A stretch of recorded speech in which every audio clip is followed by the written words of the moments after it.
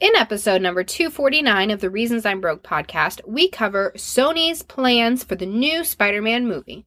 And we also have news on Justice League's brand new composer, not the same guy from Batman v Superman. We also have an interview with Alterna Comics President Peter Simeti. We had a full interview with him a while ago, and he's finally returned to us for a segment of the show. All of this and more on today's show.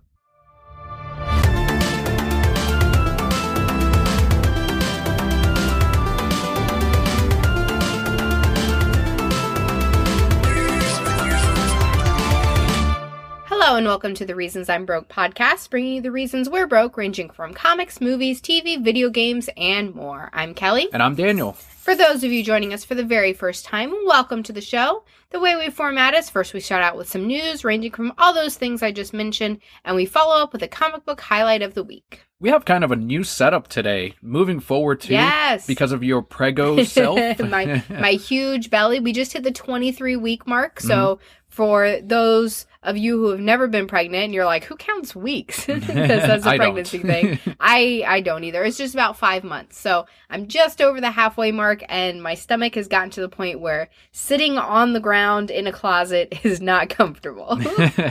Yeah, so I brought in these plastic tubs to bring up the microphone to our level, because now we have to sit in a chair because Kelly can't, as she mentioned, she can't sit on the floor, but you can't sit in a chair. Are you somewhat relatively comfortable now? Yes, pregnancy is always uncomfortable. Pregnancy is never comfortable. But yes, more comfortable than on the floor, because as soon as you sit on the floor, everything smushes and goes, smush.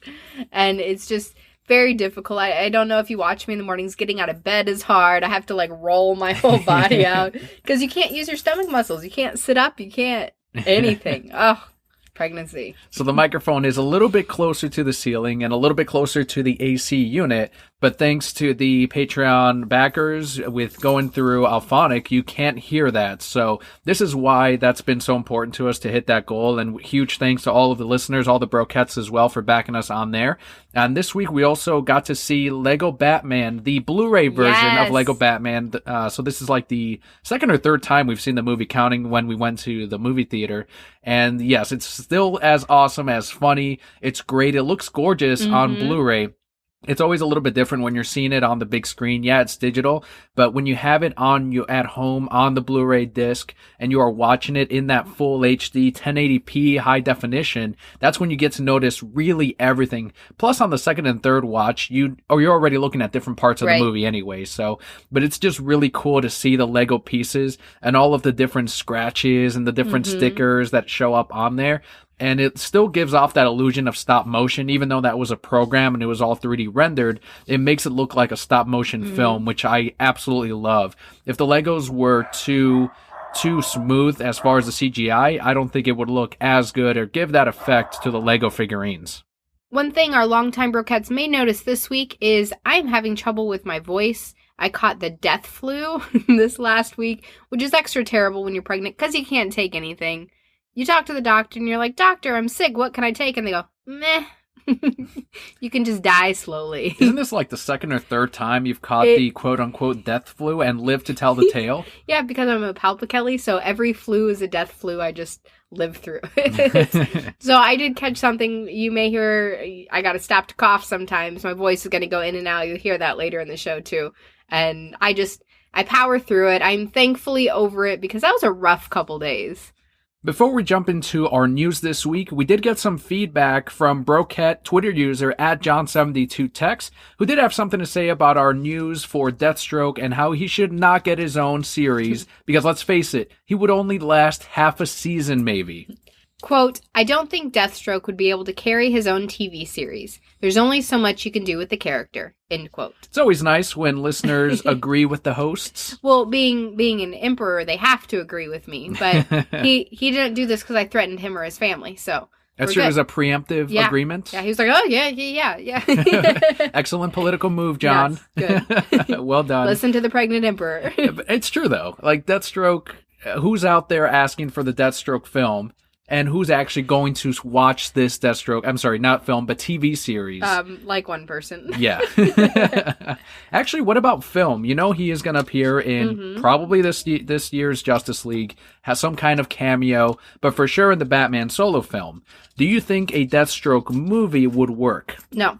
Same reason that a TV series wouldn't work. There's only so much you can do with the character. You would have to tie in. I mean, if it did focus on him, you would have to tie in so many other characters just to kind of keep his movie afloat. So the only way it would work is if they cast Tom Hardy and they pulled a Venom. Then I'd be like, yeah. Give him a show. Give him a movie. Just do it. Just do it. He can carry his own comic, though. He's doing all right on that end. Okay. No, your answer should have been, comics are not movies. Yeah, comics aren't movies, Dan. And with that, we can jump into the news for the week.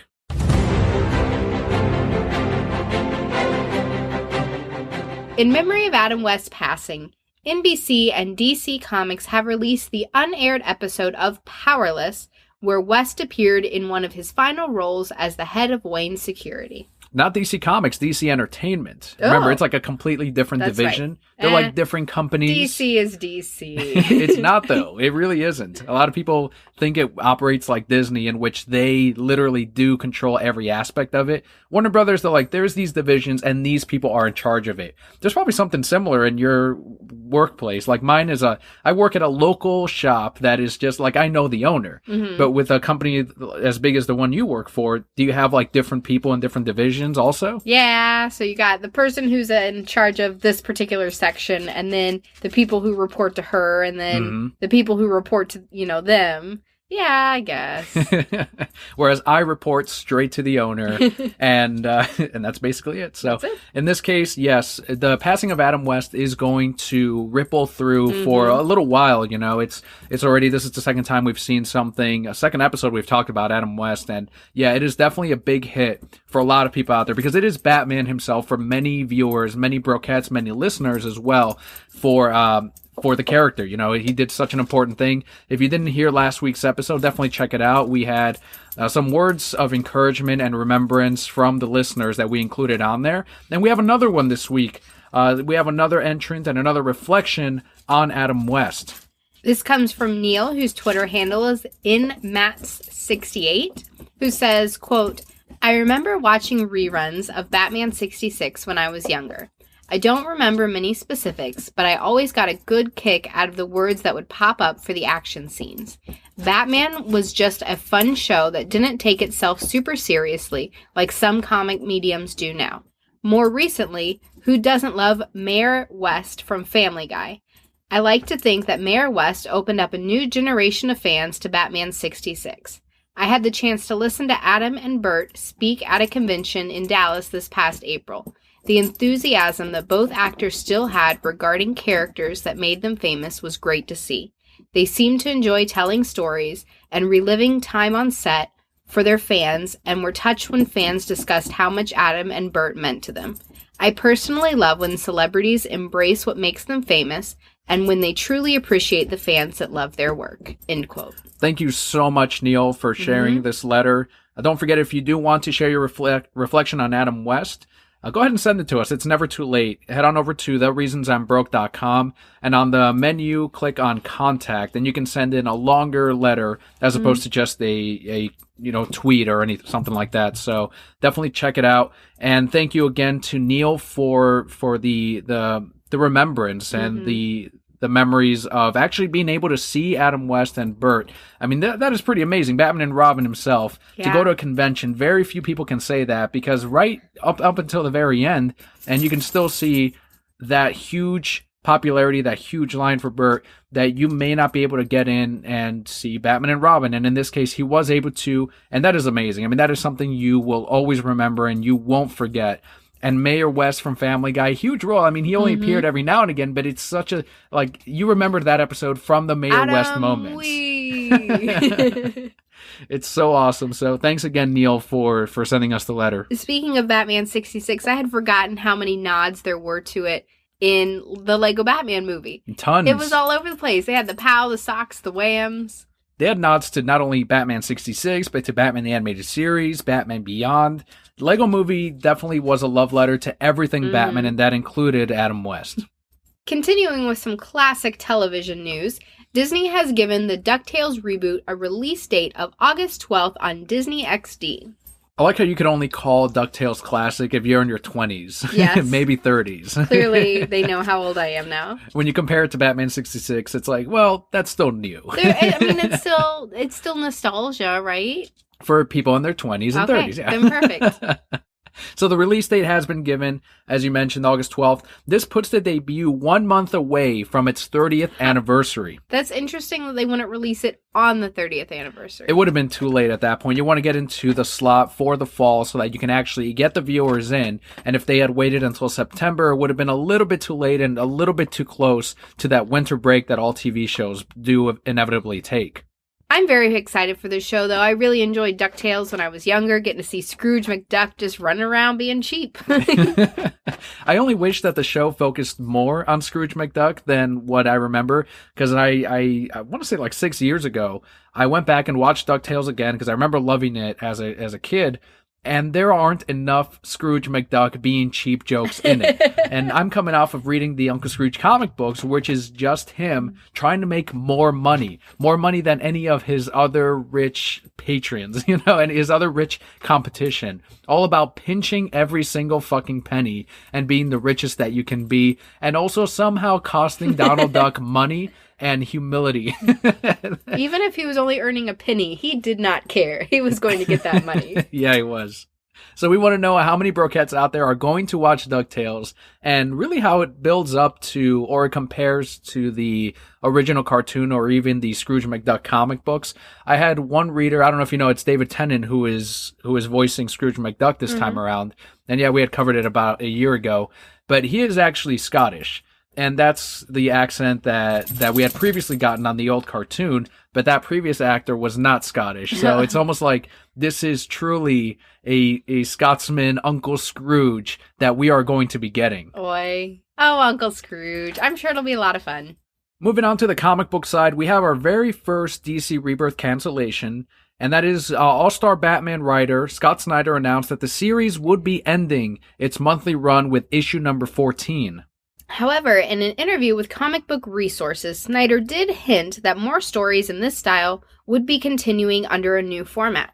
Quote here from Snyder saying, "Instead of doing it monthly, why not do it in this format that would allow for it to be a bigger stage, both for Sean artistically and to package the story in a new way, and then allow every subsequent story that I was going to do with Paul Pope and Afua Richardson with Lee Bermejo be done in this format that really foregrounds the art, different paper size, different cut, and the whole thing."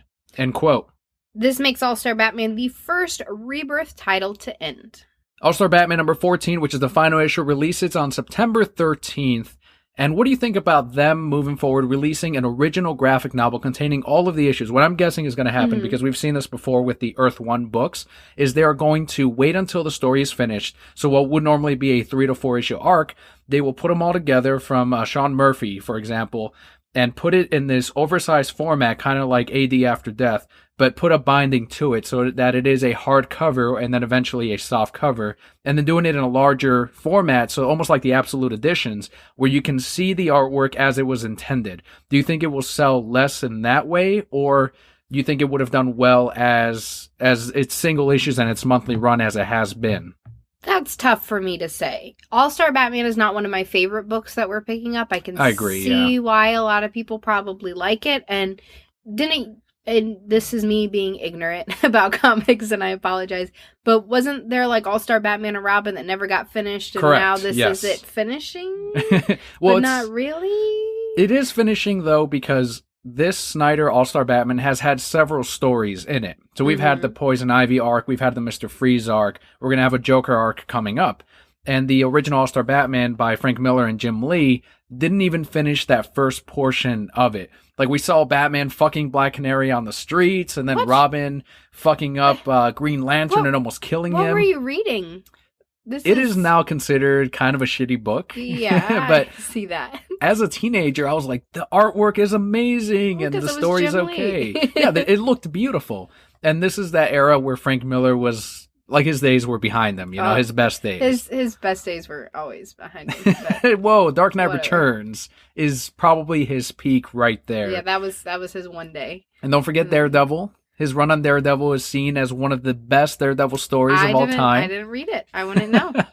But this has essentially finished. Like, this isn't something that fell behind, and suddenly we have Jim Lee not doing work or Frank Miller not finishing the scripts. It was mainly Jim Lee. No, I mean, they're both still doing that, but... yeah, nothing has changed there. This is just a different time. Different people on the book. But in this case, this has an ending, and it is with issue 14. That's probably going to be the last book of that arc. And the fact that he says there's a different plan for the next arc and the next artist, I think shows that this is a complete run. You're probably going to have issues 1 through 14 eventually in one trade paperback, if not split, then only in that collection. But with this new format, the only thing that I will complain about is it has been selling well as a monthly run. So we were a little confused at the shop of like, why are we ending this? Like, sales are still very strong for the book. I think it's a $5.99 comic that people aren't complaining about. They're happy to pay it because you get a shit ton of pages, and it's fucking Scott Snyder. I do agree that it is not my favorite Batman book, and nowhere near it even from the current run. I would put Batman and Detective Comics ahead of All-Star at this point. So Scott Snyder has, I think, fallen a little bit from the regular Batman series or from even The Forge that we're going to talk about a little bit here. But All-Star Batman still looks gorgeous as an artistic project. It is awesome to see the artist reflect the story that Snyder has put together for the different villains. Well, why not stop while they're ahead? They're doing great. They're making money. Before people start falling off, let's just stop, release it in a big trade paperback, and all those tons of people that you had who love it are now going to buy that trade paperback. And they're going to love it and do other things. Yeah, sure. Go for it. I agree. One less book for us to pick up. That's true, because I don't know if I'm going to buy it in this oversized format. It's going to depend a lot on the pricing. So you just mentioned a book called The Forge. Yes. And we do have some clarification on some really confusing stuff, so I will let you take it away. Brookheads may have seen my tweet to Snyder, kind of calling him out a little bit on the poor marketing decision for what is the lead up to Dark Knight's Metal. And that is with the 2 one-shots that lead into the summer event for DC. And this is, of course, where Snyder and Capullo are back together. And what they did is they put 2 one-shots that are going to lead into this event, and they're called Dark Days The Forge and Dark Days The Casting. Can I just say, you just said Snyder and Capullo back together, and it was like a relationship back together. I'm like, oh, really? It is for a lot of readers. Like, a lot of readers are like, oh, finally, they got back together. I knew it was going to happen. I knew it wouldn't last long. And Capullo needed that break, and he gave us Reborn out of it, too, which is awesome.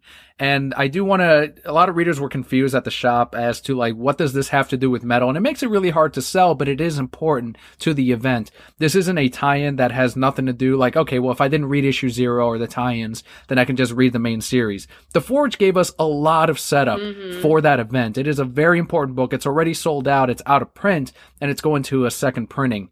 But when you hear the titles back to back, it makes sense. And this is probably why marketing went, okay, this will be fine. It's called Dark Days The Forge, Dark Days The Casting, and then Dark Knight's Metal.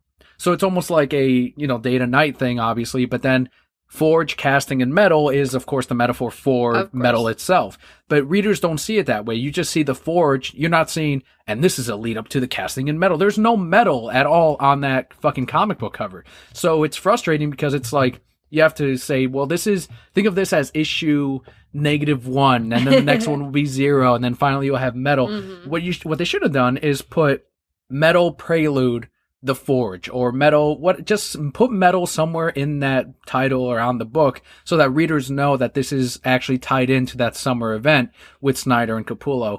So if anyone is confused as to what the Forge is and what the casting is, think of that as issue -1, issue 0, and then finally issue 1. The Forge, the Casting, and Metal. I'm glad that you clarified this for me, because I would have been da-da-da-da-da. You can explain it to your friends now. The ones that assume you don't read comics, and you're like, actually, this is it. I actually, so going back to my week, I had a moment like that this week. Really? Yes, I was on the elevator. I'm always proud of you, by the way, when you tell these stories. I haven't heard this one yet. So this is a spoiler for the comic book we highlighted last week. Okay. Which was with Batman and Catwoman. Gotcha. So if you guys haven't read that, I'm sorry, I'm about to spoil it. So I'm in the elevator and just, doing my thing, checking my work emails or probably texting you. And there's two coworkers behind me. And they're talking, and one of them goes, yeah, and then Batman proposed to Catwoman, and we were all like, whoa, what's going on? And I don't even stop, looking up from my phone. I'm just like, yeah, it was a comic book I didn't know I needed. And then they just get real quiet, and they're like, you read comic books? Yeah. And then, it was over then. Then we had to talk about the doomsday clock and the button and all these different things. And so then later in the night, this particular person is supposed to be working, supposed to be helping people, and just walks over to me, and he's like, so what'd you think about this? And I'm like, now's not the time, but thanks. So I like those moments where I get to stun people, and they think that I don't know what I'm talking about. I'm like, surprise. That's awesome. So there you go. Yep. You're good to go on that. So now I'll be able to explain it. I should just explain it to people who don't even care. Just walk in on their conversations. Actually, the Forge is -1. Have you seen the Dark Knight's metal cover that Capullo put together? No. He rearranged the Justice League to look like the metal symbol, like the horns.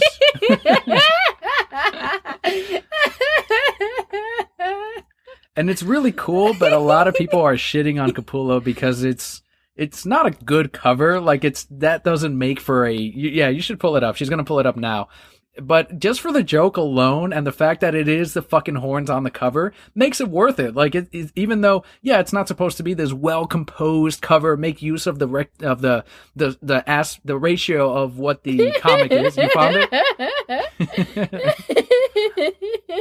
You see what I mean, though? It's not the greatest cover in the world, but it's the horns, and Batman is the thumb with his little cape.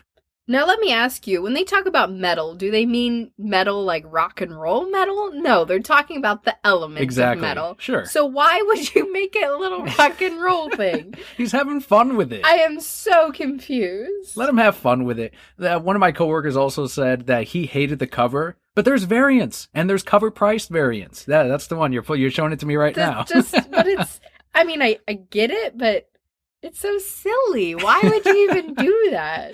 And I was like, look, man, just get the variant. It's cover price. It's the one where he's holding the 2 axes and he's bleeding. Batman is. So you have options. It's not... Plus, the story's going to be good anyway. The artwork inside is going to be good. That's not like every single Capullo cover is 100%. It's still funny for the joke itself. But it's so silly. It makes no sense. What?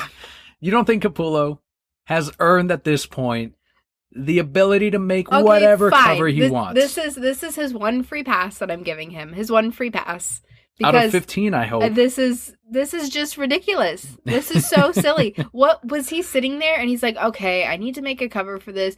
I'll just do metal like the hand symbol. Well, on Twitter, he's always putting up pictures of the metal sign, and he was in a rock and roll band. So it's a personal thing for him on top of that. And people that know Capullo and follow him on Twitter, it's that's Capullo right there on the fucking cover. Whatever, Capullo.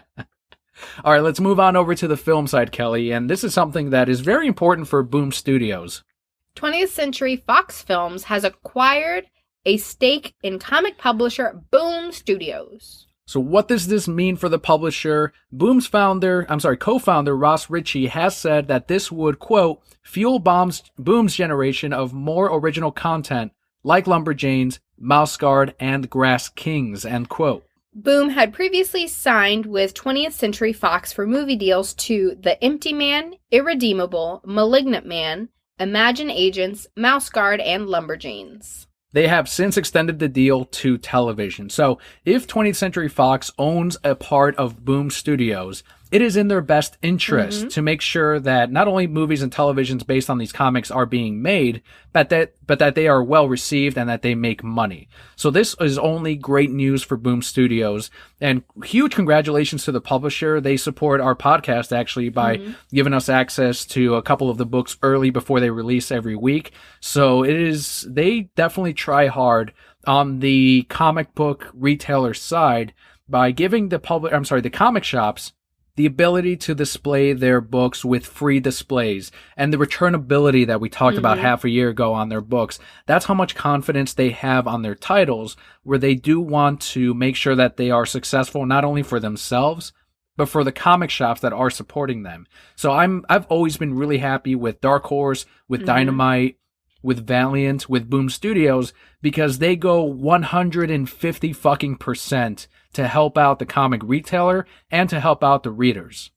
And as we're seeing a lot with Marvel, with DC, when you get these things on the big screen, when you get them on the little screen, that just brings more people to your product. And into the shops to pick up the original books that they're based on. I would love to see Lumberjanes as a cartoon television series. It'd be great. I think it would be fucking successful, especially. Put it alongside of, not that it's continuing anymore, but something like Adventure Time. It would do really well there with kids, because it's kind of the same premise. Let's close it up. There's gay characters in both, right? Yeah, that's fine. Play them back to back. Oh, that's right. There is Princess Bubblegum. I forgot. Also, Giant Days. I know we've read a bunch. I have the latest trade waiting for me. I can't wait to read it. But that would be another excellent animated series, and you can throw that on an adult network. I think if you make this, aim it at people our age and put it out. I mean, it is about college girls and life and the things that come into not only your friendships, but also into your schoolwork, and how it can really fuck up and put you in a spin for, you know, a month straight. And it's an excellent series. If you haven't read it yet, Giant Days from Boom Studios, I think they're up to the 4th or 5th trade paperback at this point. I think that would be an excellent companion to readers that are picking up Lumberjanes. So hopefully we'll see some of Boom Studios comics on the big screen very soon. Something else that we are seeing on the big screen, though, we talked about him earlier, Venom. And we do have some news from Sony Pictures film producer Amy Pascal about the possibility of seeing Spider-Man. So the MCU Spider-Man will not only show up in Venom, but may also show up in the Silver Sable Black Cat film, which is titled Silver and Black. A quote here from Amy, who said, "Well, these movies will all take place in the world that we are now creating for Peter Parker. There'll be adjuncts to it, and it may be different locations, but it will still all be in the same world, and they will be connected to each other as well," end quote. Marvel Studios' Kevin Feige recently told Allocene that Sony's films are independent of and separate from the Marvel Cinematic Universe. So it mainly sounds like things have changed. Some kind of deal got put in place where they are saying, well, this is going to all exist in the same universe. We want to use Spider-Man because that is still our character. We retain the rights, and we're going to put him in our movies. They saw the Venom script and they said, well, he really can't carry his own movies, so we need to put some Spider-Man in here. Look, we may have Tom Hardy, which is an ace, but we can have 2 aces with Spider-Man himself. I know a lot of people are concerned with, actually, we'll talk about that with the Nerd Rage reaction that's coming up, but this is also, Venom is set to release on October 5th, 2018. And with the not 100% pro-Disney MCU universe, the fact that Sony's doing something else for themselves isn't a happy thing for people. How could they? How dare they try to make money? And this is what the people fucking wanted, right? They said, how will a Venom movie work? And that's where I ended. I'm like, you're right, it wouldn't work. But how will a Venom movie work without Spider-Man in the movie at all? And now you're getting what you want. And now people are flip-flopping on the whole fucking news and saying, no, this is not good. It's like, what the fuck do you want then? Like, if Spider-Man is not in the Venom movies or the Sony ones, you bitch that, how could that even work without Spidey? Now that you're getting it, you're saying, no, that's not a good idea. I don't think they should do that, because now Sony's fully in control. You are not happy one way or another. Now that leads us to this week's Nerd Rage Reaction! You tried your best. I tried. That's my sound. I'm slowly dying. To anyone confused, Nerd Rage Reaction is a comment, a tweet, a status update somewhere that we found to be funny and irrational. We will not give you the person's username. You are more than welcome to try to find the comment yourself. But this is this week's Nerd Rage Reaction. I gotta get my nerd voice ready. This is the problem Marvel opened themselves up to when they gave up even the smallest bit of control. They would have no control over Sony making implied connections to the MCU with any of their films by using their Spider-Man connection. End quote. how many times do we have to say Disney when we're talking about Spidey in the MCU? Disney. Like, that alone, I should have just replied with Disney. Just that is it. You don't think they have their lawyers up the ass on this thing? Of course. Over, you can't do this, this, this, this, and this. He can't say these things. He can't, yeah. If Spidey is going to be connected at all to this multi-billion, trillion-dollar, I'm sure one day trillion-dollar universe that we are creating right here on the side, and essentially making you a part of it while still giving you the rights to Spider-Man, there's no way that they can just run around willy-nilly and do whatever the fuck they want with Venom and the Black Cat and Silver Sable. There are definitely parameters to all of this. Of course. I would love to see them. Look, there it goes. I told you. Voice is gone. I would love to see them run around willy-nilly with these characters doing whatever they want. But of course they wouldn't. Like you said, they're very strict parameters, especially if they're using the same Spider-Man that we're using in these other movies. Yep. It's going to be even stricter. And Sony's like, you know what? Whatever. Venom can't stand on his own. This is what we need. We're going to make it work. And they're still going to make a shit ton of money. And now all the fans are having Venom as part of the MCU at this point. They're having Silver Sable and Black Cat as part of the MCU. It all exists in the same universe. You can be happy. All of this counts. I know the continuity freaks they were rambling around in their mind, or it needs to count, it shouldn't count. They were that meme of the woman looking at all the math problems. You know which one I'm talking about? Trying to figure it out.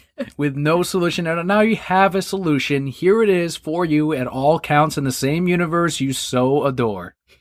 So calm your tits. Calm your tits. And that's not it for Sony and the Spidey universe. Kraven the Hunter and Mysterio are being considered for solo films from Sony Pictures, according to The Hollywood Reporter. Two villains that, again, I don't think care. They can hold their own movies. I don't think Venom could. I don't think Kraven or Mysterio. Honestly, Kraven, out of those three, would probably be the best movie from coming out of Sony and this MCU deal, but I still don't think any of them should get their own films. I think Kraven's a type of cereal. I'm pretty sure. I've seen it on the shelves. Who would name somebody Kraven? I don't. If he's a cereal, I'll watch him. Like, if he's a cereal going around doing things. Huge Spidey villains. Secret Six. Sinister Six. Don't care. I don't care either. Like, I don't think I'm going to go see...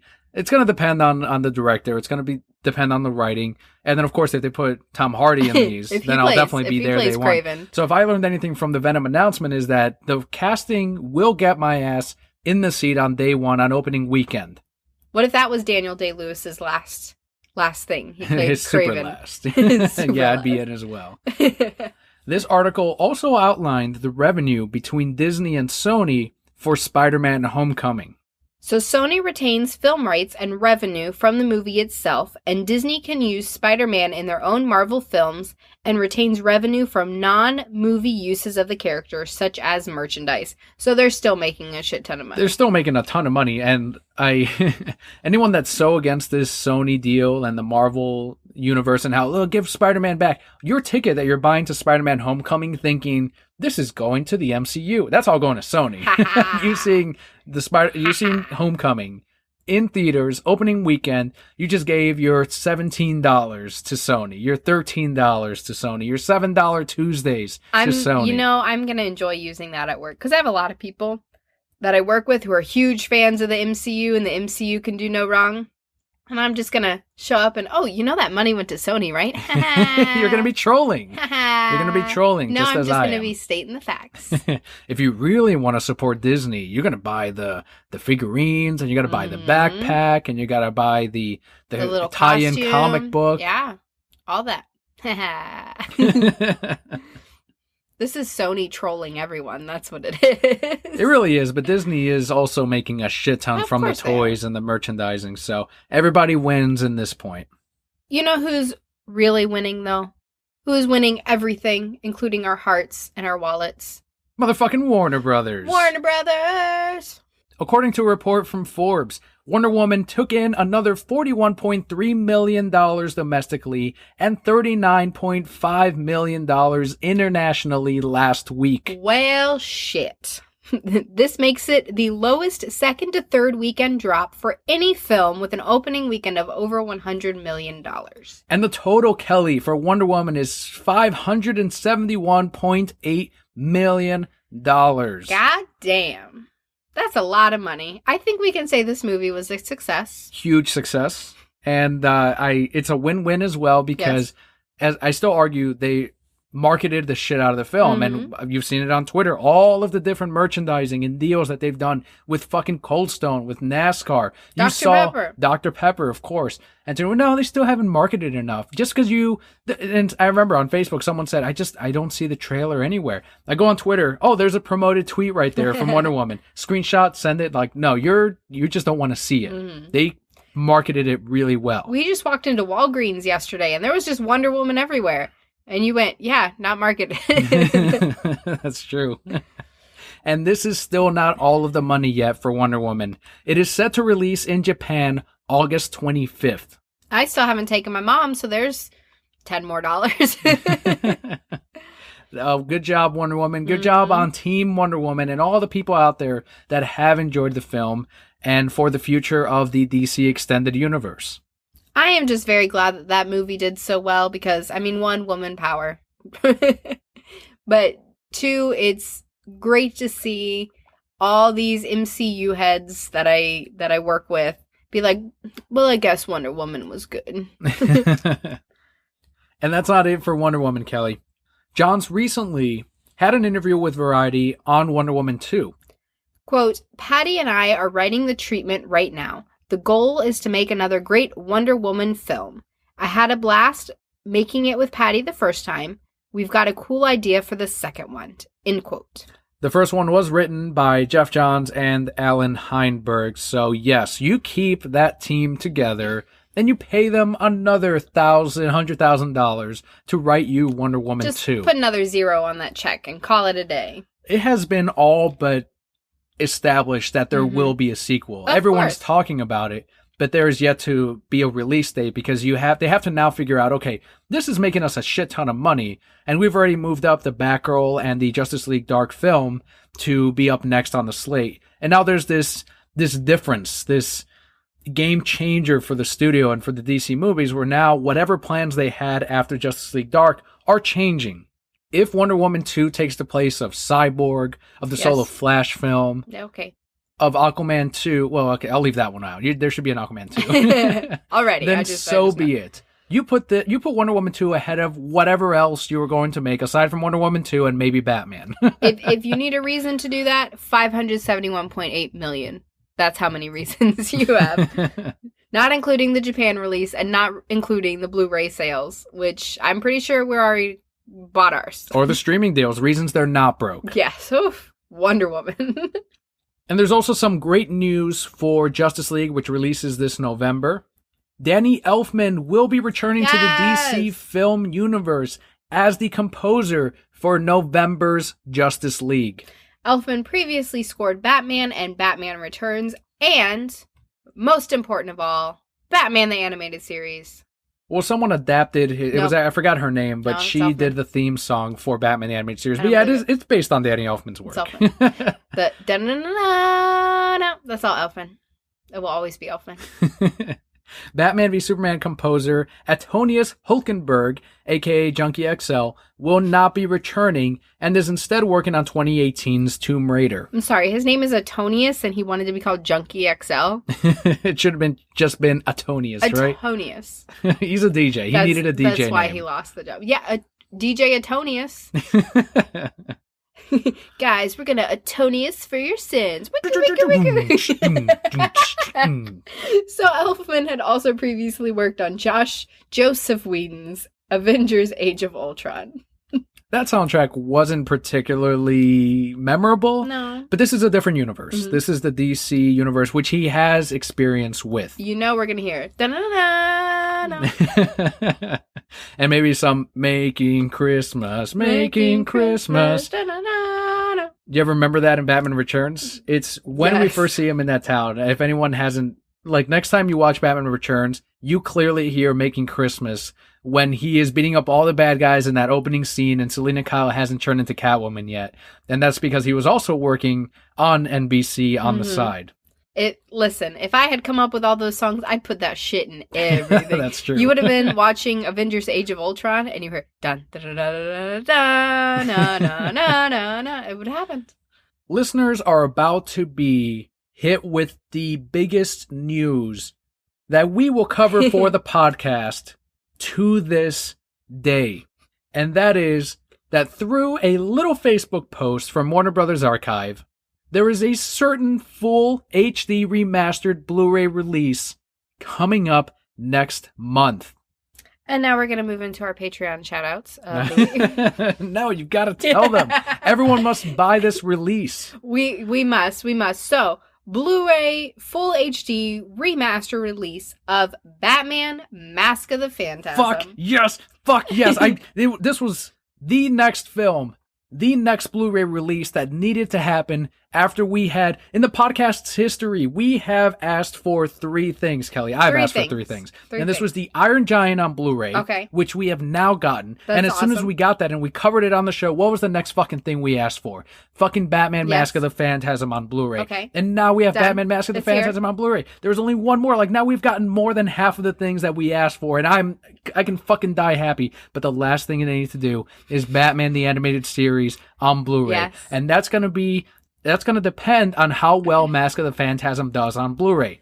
This will not release in retail locations. This is going to be strictly Warner Brothers Archive and Amazon. So right now, it's not on Amazon, which you shouldn't be supporting anyway, because they're putting all of these brick and mortar stores out of business. And we don't want to live in a digital-only world. So go to WarnerBrothersArchive.com, and you will find the Blu-ray release. Right now, we bought it. As soon as it went up, we fucking purchased this shit because they already said it was a limited release. And as soon as they sell out of that limited release, it's an excuse for them. No, they will say, here's a second printing due to popular demand. Here's more Mask of the Phantasm. Why do they sound like stuck-up fancy people? Because they are stuck-up fancy people that are geniuses at the same time. Because then they'll have another run of Mask of the Phantasm on Blu-ray. And then that can be another thing they can sell to the big heads up top that don't even know what a Phantasm is. They will say, well, look, this made us this much money. And it's based on this thing over here. And that can make us this much money. So yes, that's how you get Batman the Animated Series on fucking Blu-ray, is by buying Mask of the Phantasm. All the broke heads out there, if you love Batman at all, you know this is the best Batman film of all time. You want to narrow it down? Sure. This is the best theatrical release of Batman of all time. Yes, it came out in theaters, so it is better than People's Dark Knight. It is better than Batman v Superman. It is better than Batman Begins, which is my favorite live-action Batman film. Batman Mask of the Phantasm hitting Blu-ray next fucking month. Buy it right now. You're like a little kid for Christmas. You're so excited. Yes, I aged down in that last 2-minute rant right there. Of course I aged down. I love Batman Mask of the Phantasm. My mom took me into theaters to watch this glorious movie. Years later, watched it again, and it's still as glorious as could be. You aged down when you bought it, too, because I just walk into the living room and you're leaning on the couch and your butt's all sticking out, and you're like, woo-hoo. Kelly, look, and I show you the receipt of $24.99. You're like, I just bought it. Woo! But it's really not a bad price. It's less than $25 for this movie. And it's worth it. Just a remaster? No. This bitch is going to be available on the disc in both widescreen and standard format. So if you want to see it as it was originally built, was television, and then they gave him a bigger budget and said, Bruce Timm, you got to make this into a theatrical release. We're gonna do that. So make this thing widescreen. He went, God damn it. And you have to halfway through rearrange all the scenes and do it all over again. And because of that, he's like, the movie's okay. I wish we had known from the beginning. It's like, Bruce, you made a great fucking movie, but this is why you're an artist, because you're never happy with your work. But why are you so good? So you can see it in its standard release and in its theatrical run right there on the thing. And they have hinted at special features that are modern to maybe Paul Dini's going to do a commentary track with Mark Hamill, with Kevin Conroy, with Bruce Timm. Throw in Andrea Belmont. I don't know even if she's still alive, the voice actress of Andrea Belmont, but throw in what's her name? Andrea. Are you talking about the casting director? Yeah.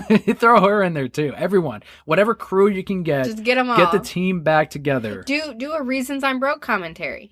We will happily do. You would not speak over that movie. You'd just be like, oh, Blu-ray. I would definitely speak through the whole thing. There are some commentary tracks that do frustrate me in which there's just silence. And I understand that because they're watching the movie. But if we ever do another commentary track, I want it to be better than anyone that we've done in the past in which there's constant dialogue. Ever. And it'll be a challenge with Mask of the Phantasm especially, but if people do want to hear a Mask of the Phantasm commentary, we will definitely bring that to the Brokettes. That's completely up to you guys though, so Twitter @ReasonsI'mBroke, @PalpaKelli, or Facebook.com/TheReasonsI'mBroke. So I'm so happy that all of your dreams are coming true. This has been a very successful year for us. Mm-hmm. And absolutely. Hopefully we will see animated series on Blu-ray before our child is old enough to understand. That way he can see it beautifully remastered as well. So that does wrap it up for our news this week. But we do have what took way too long to put together. We have a jingle for our Patreon shoutouts of the week. Of course, a jingle. Can you sing it before we play it? I'm not going to sing it. It is, well, let them hear it. Our Patreon shoutouts of the week.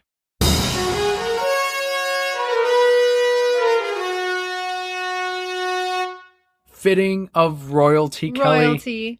Fitting of royalty. Every single week, they now hear the trumpets of success, the trumpets of glory, of gratitude, trumpets greater than whatever trumpets you may have imagined of any religion that you may or may not follow or celebrate. These are the perfect. Where are you going with all these trumpets?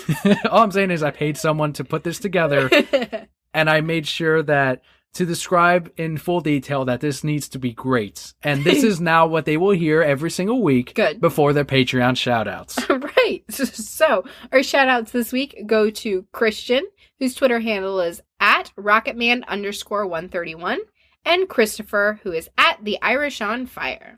Christian recently retweeted the "I've never seen a woman this badass on screen" meme. I'm a meme? This is the one that shows Wonder Woman, and then that meme on top of it. And then there's just an image of Ripley underneath, and that is it. Oh, yes. And it's like, yeah, fucking Ripley would kick any other cinematic woman's ass. Let's be fair. Even Wonder Woman? Even Wonder Woman, even Kill Bill. Yes, Ripley. Motherfucking Ripley took out queens, took out hundreds of aliens, which are harder to kill than humans. Yeah, fucking Ripley. The other shout out you mentioned, Christopher @TheIrishOnFire, has been retweeting tons of other podcasts that he follows. So he is a huge supporter of different shows that he does enjoy, and he's a huge supporter of the show. So huge thanks to both Christopher and Christian for this week's Patreon shoutouts. And of course, to all of our Patreon backers at patreon.com/TheReasonsI'mBroke. As always, our podcast will always be free, but if you guys want to shout out your very own shout out, head over to patreon.com/TheReasonsI'mBroke. For as little as $1 a month, it's 25 cents an episode. You too can be mentioned on our show.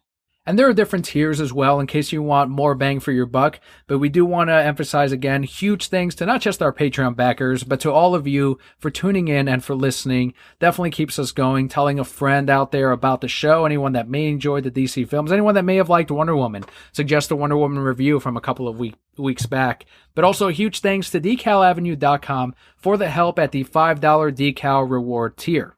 Before we jump into our comic book highlight of the week, we do have that promised interview with President Peter Simeti from Alterna Comics that we mentioned at the beginning of the show. Alterna Comics is an independent publisher, independent comic book publisher that is putting out these extremely affordable comics that also have incredible artwork, incredible writing. These are comics that are bringing back newsprint. Yes. If you remember the Silver Age comics where you have the newsprint that you smell the ink, you smell that paper, that is what they're bringing back. And that is with their full line of Alterna Comics. And this interview that we did with Peter Simeti will outline the August releases and the current releases for Alterna Comics. So we're going to have this interview right now. And then after the interview will be our comic book highlight. So we hope you do enjoy the interview with Alterna Comics, Mr. Peter Simeti. And welcome to our Alterna Comics portion of the podcast this week. And you've heard him before right here on the show. We've got President Peter Simeti, president of Alterna Comics Publishing, Peter! Joining us once again right here on the Reasons I'm Broke podcast. Hey guys, how's it going? Thanks for having me on again. So we've got a bunch of great comics coming up your way to all the comic readers out there, available digitally and through your local comic book shop. So we wanted to outline a bunch of those books. I know some readers have already picked up Mother Russia, and we've got The Chair as well coming up. But the latest books coming up from Alterna Comics on Peter's end, we've also got Mother Russia #1 of 3 releasing with the Soviet Sniper versus Zombies, and that is actually already came out. My copy, ironically, got sniped by someone else that had pre-ordered it, and the comics always go to customers first, so I have to wait another week for my copy, but, it's good that people are out there reading it. Mm-hmm. Now, Peter, if you want to touch up on the latest releases from Alterna. Yeah, sure. Last week we had Mother Russia and Trespasser come out. Both were first issues. Mother Russia is a 1 of 3, like you said, and Trespasser is 1 of 4. Both books have been selling out like crazy. They've been doing really well. People have been loving them, so it's been great to see. And tomorrow is The Chair, #1 of 4, and then next week is Scrimshaw on the 28th, #1, and that's an ongoing. Most likely it's going to be 10, 12 issues. Who knows? The creators just didn't want to be pulled down to a mini series to tell the story the way they wanted to tell it. So as far as that goes, I mean, we got some great books coming out in June. It kind of parallels what came out mostly in May, which was a lot of all ages stuff. So it's nice to see that people are on board with that too, and they're still loving the newsprint. So that's great. And last time we had talked about how the all ages push was to coincide with Free Comic Book Day, and it sounds like it has been an awesome launch for this line of comics for Alterna. Yeah, it's done really well, and issue 2 of those books are coming out in July. All the stuff that we put out, it's going to be bi-monthly. So everything that's out in the month it's coming out is also in previews for the next issue. So it works out nice that way, and people can kind of see if they want to get something, and hopefully all the shops order stuff anyway. The one thing that I want to mention is that when it comes to books and shops and things like that, it's really important that people pre-order, because a lot of the time, even if a book sells out in a shop, I mean, this is something we've been seeing. If people don't put it on a pull list or something like that, the likelihood of a store getting in subsequent issues really goes down. Exactly. So someone might be like, oh, I count on a store to always have the book in. And unfortunately, it's the way it is right now. A title could do really well, and the store could sell like 30 copies, let's say, but maybe they'll order just 15 next time around, because maybe that's how many people put on a pull list or whatever they feel comfortable with. The drop-off rate, that's the thing that's different with what's coming out, and I hope eventually it starts catching on. I find most readers tend to drop off on a book because it'll hit like an issue or 2 where it's kind of weaker and they can't really justify the $4 to $5 an issue. But with these books, if you hit a snag on an issue, I mean, they're all miniseries for the most part, so it's going to be kind of odd if you feel like dropping issue 2 when it's a 3-issue miniseries and you don't want to get a third one. That's kind of, might as well finish that's it. Not really, yeah. So I really hope that it starts catching on, that the price points are here to stay. I know a lot of shops had a lot of questions with issue 1s being a loss leader and just being, $1, $1.50 or whatever it is, and then it's going to rise up to $3.99 or $2.99. And it was a lot of talking to them. No, it's not. It's going to stay that way. So the price of issue 1 is also going to be the last price of the issue in the same miniseries as well. So I hope eventually it catches on, and hopefully these second issues really pick up momentum too for that. Yeah, when readers do pick up Alterna Comics, as you mentioned, it will be $1.50 throughout until the story, whatever the cover price of that issue is, will stay throughout the rest of the story. And that is something that readers do have to understand as well, is that when you go into a comic shop and expecting, Mother Russia came out today, let me go in and pick one up. Sometimes you can't just go to your local comic book shop and expect certain books to be there. You do have to, pre-order the issue ahead of time. And this is what the books that we're going to cover later are the perfect ones to pre-order now, because the shops are putting in their orders for these comics. But if you just show up on day 1, don't be too surprised if you don't see certain issues there, or if they do sell out, as you mentioned. If there are 10 subscribers that are down for an issue, they might order a couple for the stands, and by the time you pick it up, they might be gone. So it is very important to be very vocal. Let your comic shop know, hey, I want issues 1 through 3 of Mother Russia pulled for me. Give me a call every time they release, or set up a pull list and put them on my pulls. Or, pre-order a couple of them. I want 1 through 3 of Trespass, or 1 through 4 of Trespasser, 1 through 3 of Mother Russia. And I'm letting you know now to order them. That way you are guaranteed your copy of these issues and not be at a loss when you do show up and find out that they're not there. These books do go out of print, and it'll be easier to order them ahead of time than if you were to try to order it after the release of the comic book itself. Yeah, that's a great point. And that does lead us to the August releases, which are the ones that readers should be pre-ordering at your local comic book shop. And of course, they will be available digitally as well, but you want to be holding newsprint. I mean, we both read the first run of Alterna Comics, and yes, it is as glorious as they make it out to seem. So it is cool. Newsprint back in your hands. It is like you're holding a Silver Age comic again at the regular sizing. You just sniff it, and you're just like, oh, my childhood. You can smell the ink. You can smell the paper. It is glorious. It's worth it for that price alone, just to be taken back on to an older time with these comics. And yeah, they do look glorious in that newsprint. They smell great. And we have a bunch of comics, as I mentioned, releasing in August. And we've got Trespasser number 2 of 4. As you mentioned, Peter, they are bi-monthly releases. So this is a part of that first wave of comics for Alterna. There's also the Wicked Righteous number 1 of 6. Do you want to give listeners a bit of a breakdown on the Wicked Righteous? Yeah, sure. The Wicked Righteous is probably going to appeal to people who love Mad Max and Stranger Things. It's kind of like the two of those things combined. Oh, awesome. It's a great little book about these 4 brothers in a post-apocalyptic San Diego. And they end up rescuing this young girl who has a lot of people after her for some reason. So a lot of crap comes their way because of what they did. And it's almost one of those like no good deed goes unpunished kind of a thing. So it's a really interesting book. It takes place in a cool setting, and I think people really like it.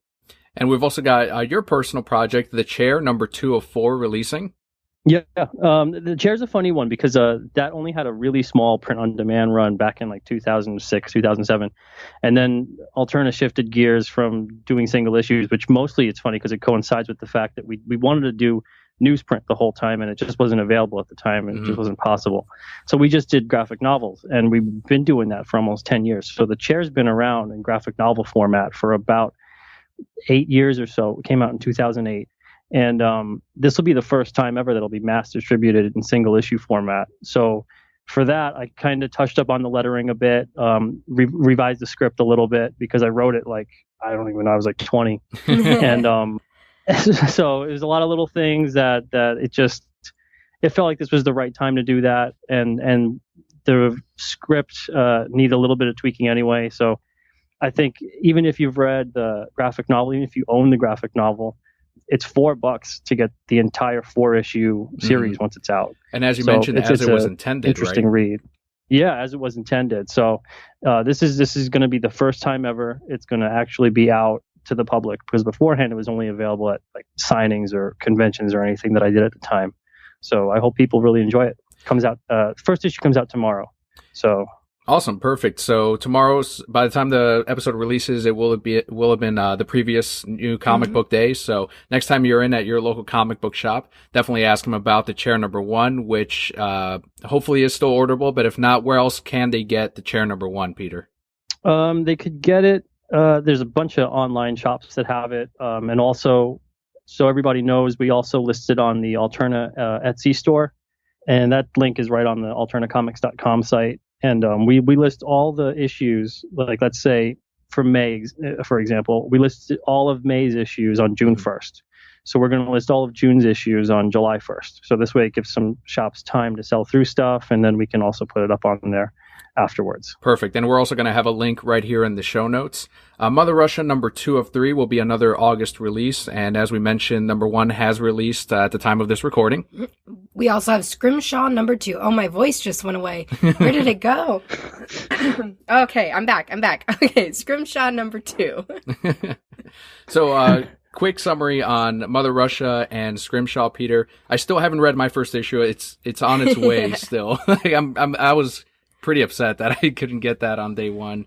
But you know what? Yeah, someone else is enjoying my copy. Good for them. It's funny too because we've had like dozens of people say kind of the same thing, and it's funny to me because I don't even think that comic shops really understood how many people would want these things. Mm-hmm. So it's nice to see that so many people are on board. Mother Russia is a fun one. That's just like it's not the standard zombie story at all. It takes place in World War II, and it revolves around a Soviet sniper that she's holed up in her tower, and the zombie apocalypse breaks out, and she's just kind of killing off zombies until she runs out of bullets, and she comes across in her scope a baby that's just crawling around for whatever reason. There's no reason as to why there's a baby walking around. It's just this is what's happening in the book.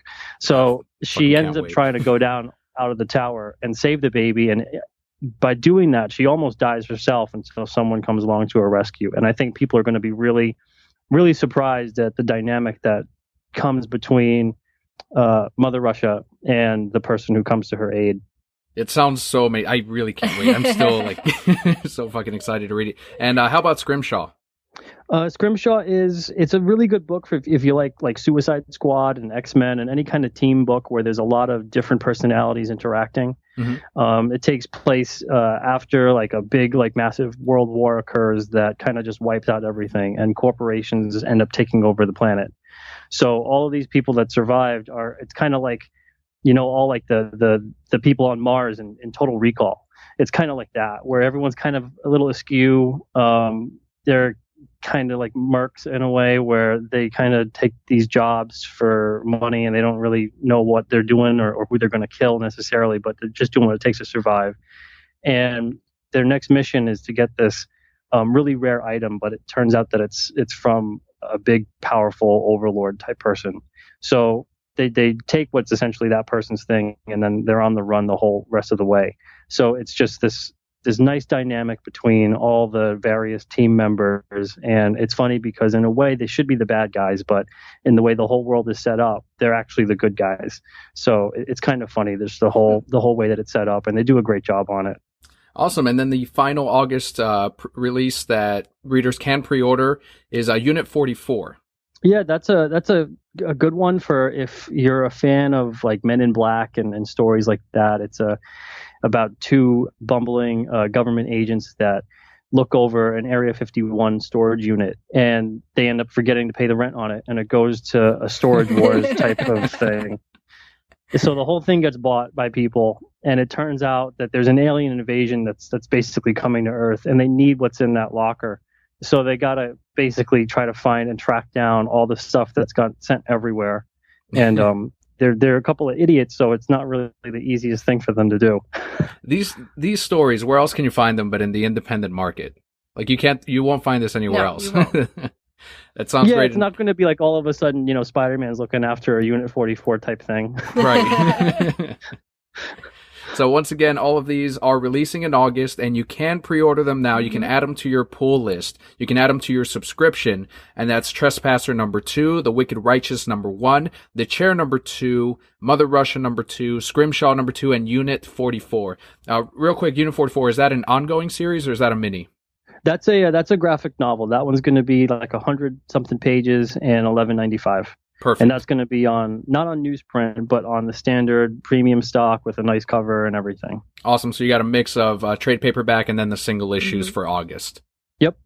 There's also a pre-order bonus. So if any of you already have these books pre-ordered or you're going to pre-order them, you can head over to alternacomics.com/pre-order bonus to receive an exclusive pack of Alterna goodies.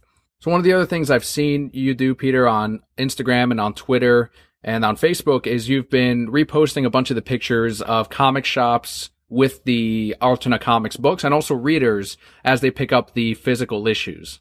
Yeah. I mean, we have a blast doing it, and we love seeing the books pop up. I mean, to me, I wish every single creator and comic shop did that when their books were kind of thrown up on social media. It's great for not only themselves, but especially for comic shops to see that, they carry your stuff and you support them, and then they support you. And the dialogue that's been growing between myself and I think almost 300 comic shops at this point has been great. It's something that we couldn't have gone through before. It's something I've tried to do before, but it just was at the time seemed too time consuming to go through all the comic shops that there are. But social media's made it great to get in touch with people, and the more they see that you support them and you care about them and you're excited about them reading your stuff, the more that they're likely to care as well. So it works for everybody.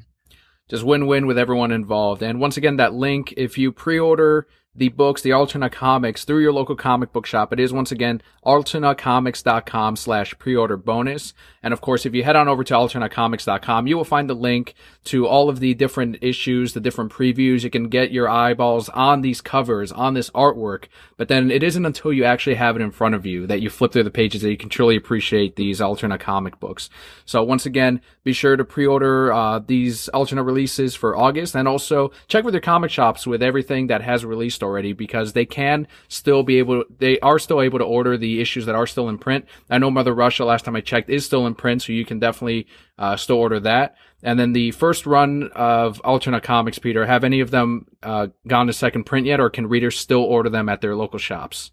Right now, what's going on is that we've got newsstand versions set to come out at the end of July. Okay. So the comic shop versions haven't gone to second print. There's still a little bit of them left, but as far as the newsstand ones go, they're going to be in, like, I think a couple hundred Barnes & Noble stores, a couple Books A Million stores, and a lot of different convenience stores, grocery stores, and things like that throughout the country. So that's kind of be a cool thing too, to see people finding these things out in the wild. And what kind of, we talked about the Alterna goodies, what kind of packs and what will they get in that pre-order bonus when they pre-order their comics at their local comic book shop? Okay, sure. So when they go to order the comics at their comic shop, they can go right to the website that you guys have mentioned, and they can just sign up. It's just a quick and easy sign-up form, and it's basically all in the honor system. So we're counting on fans to be honest about it, and I don't think that they wouldn't be, but they're going to get these kinds of things. They're going to get a sticker that says, "I love the smell of comics on a Wednesday." Yes. That's a cool little sticker. They're going to get an Alterna Comics pen, a window cling with the Alterna logo on it, and if they pre-order 4 or more books at their shop, they're going to get an Alterna tote bag as well. So they can go to the shop, put their comic books in there every Wednesday, and that's just a fun thing for them. And all this stuff is free. So it's basically, you just go to the shop, you pre-order the books, you let us know about it, let us know which ones you're pre-ordering and what store as well, and you get free stuff. So it doesn't get any simpler than that. Exactly. If you love your local comic shop, as you said, mention them on there, and then give them a bit of coverage, give you a bit of coverage, show off the books as you get them. So, with your new releases, take a picture, take a selfie right at the shop if you want. If you want to include, I know a lot of readers are friends with their comic shop crew, so take a selfie with all of them and showing off the comics that they got, the alternate books. And then where can they find you on Twitter, on Instagram, and on Facebook, where they can tag Alterna Comics? Alterna Comics on Twitter, Instagram, and Facebook. Everywhere it's just Alterna Comics, just no space. And then to find me, I'm on Twitter at Peter Simeti, on Instagram at Peter Simeti Art, and on Facebook as well at Peter Simeti Art. Perfect. So make sure to follow Peter. Make sure to follow Alterna Comics. I'm sure you've seen our retweets on your feed. If you've seen it, that is exactly where it's coming from. You're listening to this. A lot of listeners have gone ahead and followed as well. But if you haven't yet, definitely like them on Facebook, follow them on Instagram, and follow them on Twitter as well. So be sure to do that, Brocats and all listeners. And also, Peter, huge thanks again for the great comics and for coming back on the podcast. Well, thank you. Thanks for having me. All right, and we'll head back right into our comic book reviews for the week. I'm Daniel. I'm Kelli. Oh, and I'm Peter. And thanks again. If you guys would like to see previews of any of the comics we just mentioned, you can go to alternacomics.com for previews, and we hope you enjoyed the interview. Huge thanks to Peter Simeti, and for all the new listeners that may have jumped on after Peter suggested the podcast to the show, hopefully you found something on today's episode that you did enjoy and something new that you learned from the interview for any of our weekly Brocat listeners. And with that, we can jump into our comic book highlight of the week.